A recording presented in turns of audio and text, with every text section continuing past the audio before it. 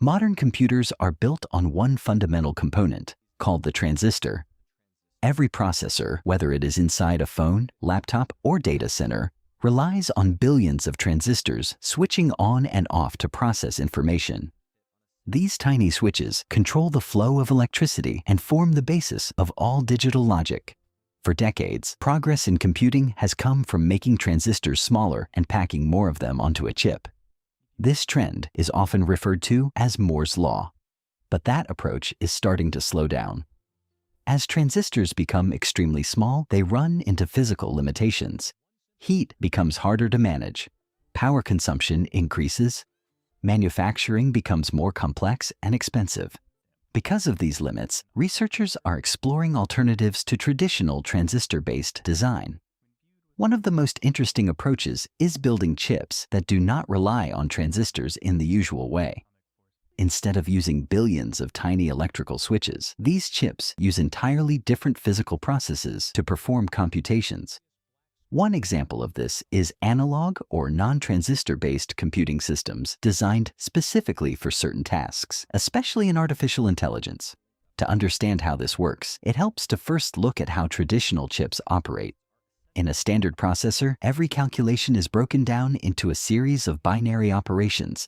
Everything is reduced to zeros and ones. Transistors switch on and off to represent these values, and complex operations are built from these simple steps. This method is extremely flexible. It allows the same hardware to run many different types of programs, but it is not always the most efficient way to handle certain workloads. For example, AI models rely heavily on matrix multiplications. These are large mathematical operations that involve multiplying and adding many numbers at once. On a traditional chip, these operations are handled digitally, step by step, using transistors. Even though GPUs are optimized for this, they still follow the same basic digital approach. Now consider a different method. Instead of performing these calculations digitally, some new chip designs use physical properties of materials to perform the computation directly. One approach involves analog computing. In analog systems, values are not represented as discrete zeros and ones. Instead, they are represented as continuous physical quantities, such as voltage levels, resistance, or even light intensity. For example, in certain types of chips, data can be stored as varying resistance levels inside memory cells. When current passes through these cells, the physical interaction naturally performs multiplication and addition operations. This type of design is often referred to as in-memory computing.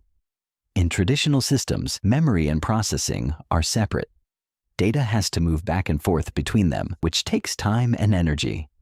In-memory computing, the calculation happens where the data is stored. This reduces the need for data movement and can significantly improve efficiency. Another approach uses optical or photonic systems. Instead of transistors switching electrical signals, these systems use light to perform computations.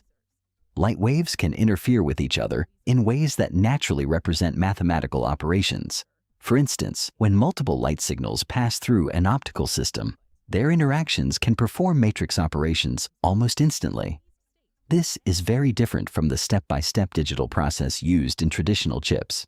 One real example of this approach is the Cerebras wafer scale engine. Instead of building a chip using the usual small transistor blocks, Cerebras designed an entire silicon wafer as a single chip.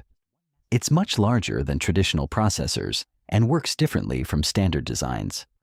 Rather than focusing only on packing more transistors in a smaller space, this chip focuses on reducing data movement and handling computations more directly across its surface. Because of this design, it behaves very differently compared to traditional GPUs. It doesn't rely on the same structure or scaling method that most modern processors use. There are also neuromorphic chips, which are designed to mimic how the human brain processes information. Instead of relying on standard transistors switching in a predictable pattern, these chips use networks of artificial neurons and synapses. The computation is distributed and event-driven, rather than strictly sequential.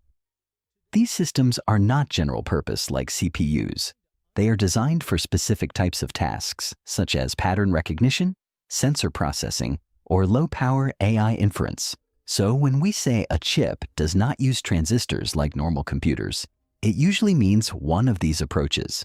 The chip might still contain some transistors for control or interface, but the core computation is handled in a completely different way.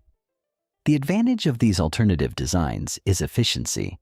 By avoiding the constant switching of billions of transistors and reducing data movement, these systems can perform certain tasks using much less energy. This is becoming increasingly important. Modern AI systems require enormous amounts of computation. Training large models can consume vast amounts of electricity, and even running these models at scale is expensive. As demand grows, simply scaling up traditional hardware becomes less practical. That is why companies and research labs are investing in new types of chips.